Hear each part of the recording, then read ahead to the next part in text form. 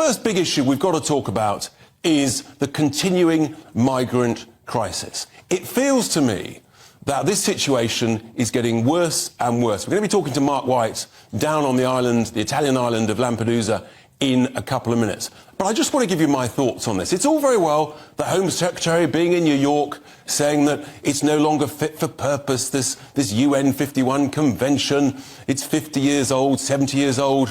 It's not good enough, Home Secretary.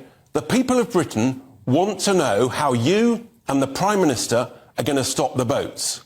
Who's going to show the leadership, not only in Britain, but across the whole of the European Union, in order to stop the boats?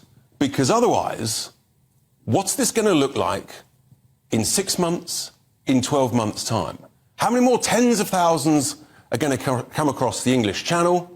How many more hundreds of thousands are going to come across the Mediterranean to Italy? Already this year, it's September, there's some 130,000 plus have left North Africa and have arrived in Italy, very often through this island of Lampedusa, that, by the way, is closer to North Africa than to Italy.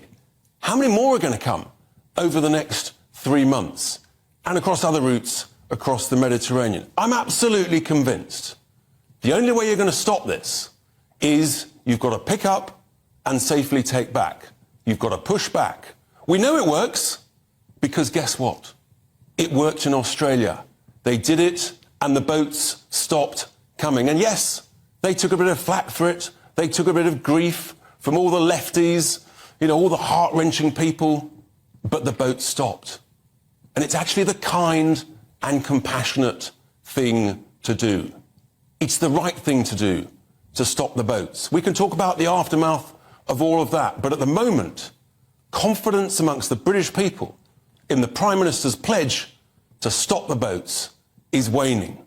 We've got demonstrations at hotel after hotel, and my point to you, it's not good enough. So the question I'm asking you today is the EU abandoning Italy on the migrant crisis? You know the email address. It's a special one, farage@gbnews.com, or tweet #Farage on GB News.